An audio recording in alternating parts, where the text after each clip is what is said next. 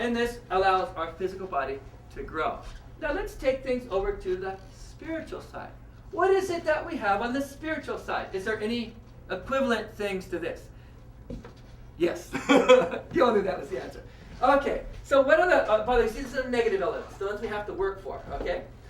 Okay, what are the elements on the spiritual side? Well, the positive elements are those things that come from God without our making any effort. For example, God's love, God's truth, beauty. You know, I can just go outside and see the beauty of a sunset and not have to work for it even a little bit. That comes free from God.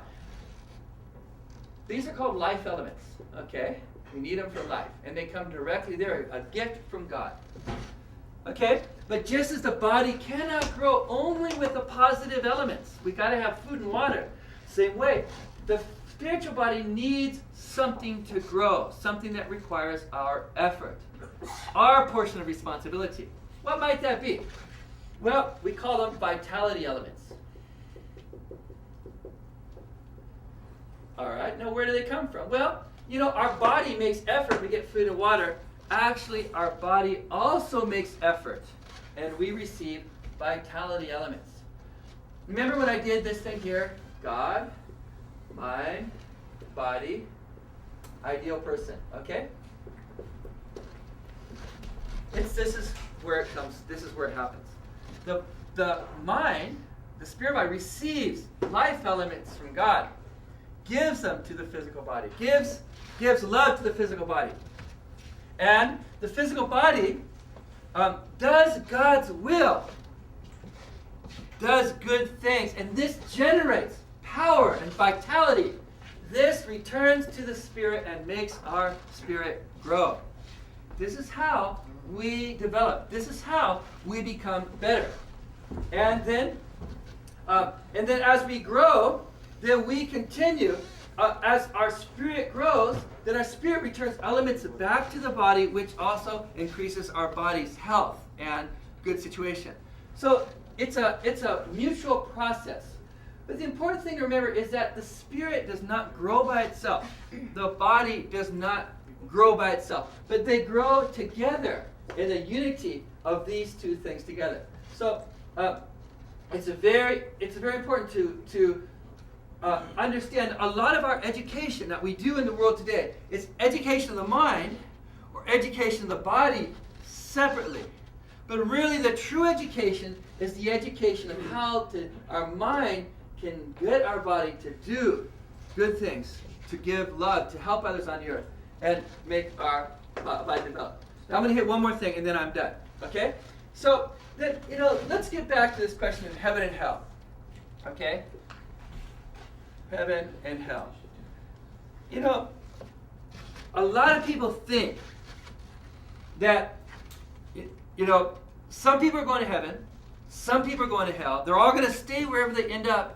And they have a lot of reasons for believing why we end up there. And sad to say, some people, I feel sad to say, believe that basically if you belong to this group, or if you hear or believe this thing, or if you read that book, then you're going to go to heaven. Otherwise, forget it, pal, you're going to hell. Unfortunately, a lot of religions feel that way. I don't think so. Actually, we build our heaven and hell through this relationship. If our mind dominates our body, creates vitality elements, our spirit grows, we become closer and closer to God. And our spirit becomes more loving, more giving, more kind. We become a being that belongs in heaven. Heaven and hell is not a place that we go to when we die. Heaven and hell is a place that we exist in moment by moment, and we create it with each breath we take, each decision we make. We determine whether or not we're in heaven and hell. Basically, the final process is we die, we just end up where we were. And the problem is that once we're there, we don't have a physical body anymore to sort of remind us, take our mind off of where we thought we were.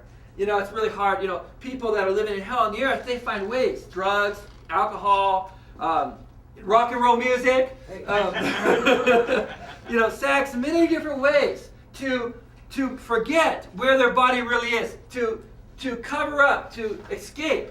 But when you die, you can't do that anymore. You don't have a physical body. No more Band-Aids. Just who you are, naked, before God and humanity. That's where you are. So, this is where we can become. We can grow our spirit. We become heavenly people. Now, that's just the very beginning part. There's a lot more. One point I want to say is that, historically, God has been working to bring us back to his ideal. It says in the Bible, God says, I have purposed it and I will do it.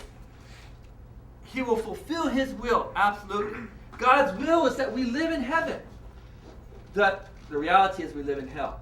God will not give up on it. And the rest of the divine principle, which we can present. We present, and we're going to have a program, a continued lecture. The rest of the divine principle is how God is working. Has worked in history to bring us to the state we're in now, which is much better than it was when Adam and Eve fell. And when it was when Adam and Eve fell, and how God is continuing to work through history to bring us to our final resting place of the kingdom of heaven on earth. So I really encourage you to listen to the rest of it. It's so exciting. We can really see, even in today, how God is working, bringing different religions together, bringing different human beings' minds more and more compassionate, more tolerant, more understanding. People of different religions are working together where in the past they might have fought one another. And that this is part of that process. And truly, I think, we're in the days when God's will can be done. Where we can build God's kingdom of heaven. And that's really where the rest of the lectures, the rest of the talks go on to. So I really encourage you to hear it all, hear the rest of it. And I really thank you for your time and attention today. Thank you.